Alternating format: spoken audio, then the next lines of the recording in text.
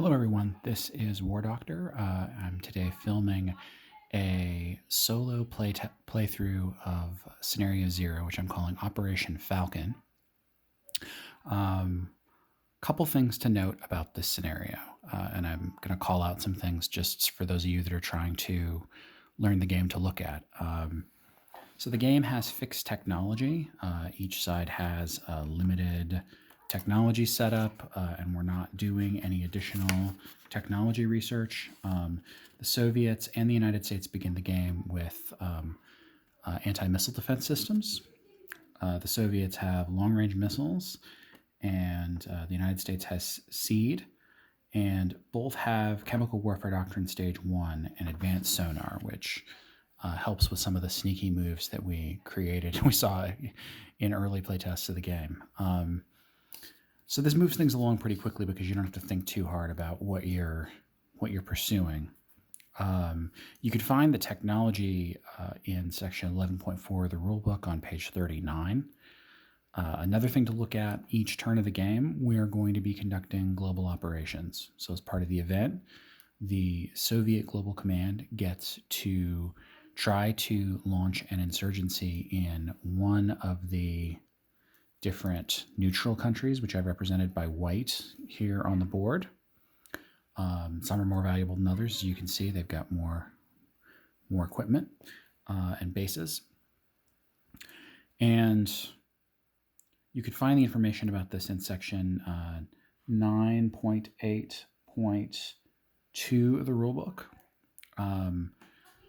So on any turn where the United States is facing a successful insurgency placement in one of these countries, they will have to oppose it with a counterinsurgency effort, or it'll go Soviet.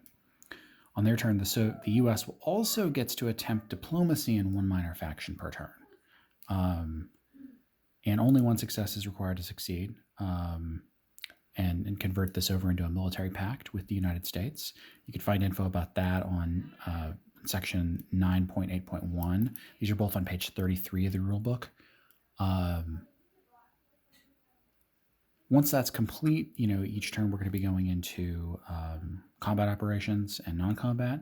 You could find information about the different units in detail. I'm not going to call out much about them. I may mention some specific ability that you have to pay attention to in this. But you can find information about the units and their specific capabilities in appendixes 1 and 2 of the rulebook from pages 76 onward. There's also a lot of handy information on the player reference sheets. Gives you movement numbers, costs, all those things. And the closer you can get to memorizing all that information, the better, the easier it is to play this.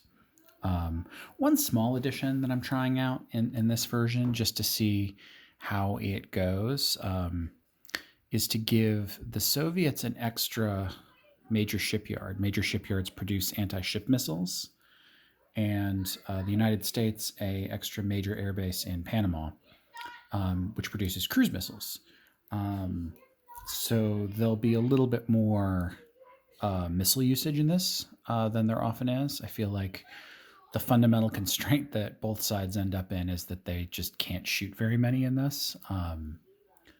But we'll see if that's a fun addition for this playthrough anyway. Anyway, that's all I have to say by way of setup. I am going to start planning the Soviet turn very shortly, so I will upload this and try to get you 1.1 in not too long. War Doctor, signing off.